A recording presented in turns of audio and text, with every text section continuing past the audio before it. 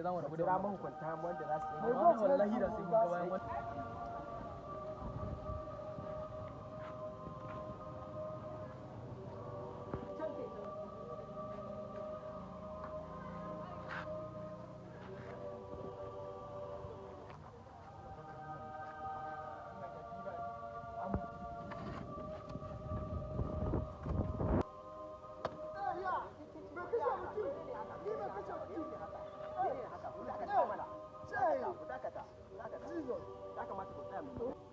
ya haƙuri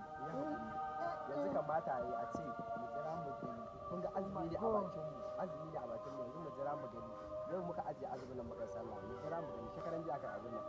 idan muka jira muka gani muka jira mu ga masu doka da oda gwamnati ne za su yi hukuncin za su dauka kan abin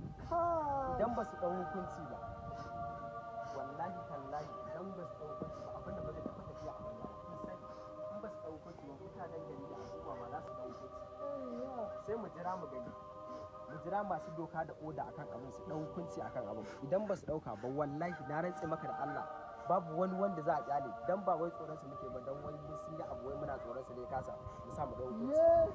mun yi ne kawai don zuciyar musulunci kuma mu ba a ba mu dama mu dau doka a hannun mu muna jira masu doka da oda akan abin su hukunci akan masu abin ina ba ku hakuri da mu hakuri mu jira mu ba su lokaci mu jira mu gwamnati me za ta yanke hukunci akan haka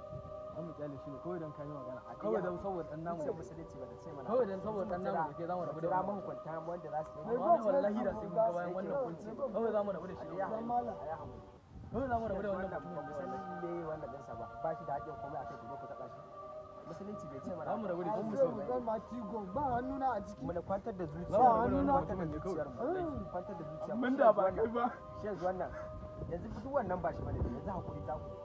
zuciyar musulunci ba ta ce mu dan hukunci ba hannuna ba na jira mun gwantin da za su yi amma wallahi ba da ban kai sai mun gama da kai ya goma sai kashe ni fa da mutum ya gode malam a siya wutar ma tigo babu hannuna a cikin abu da ya faru ban so ba ni ba ya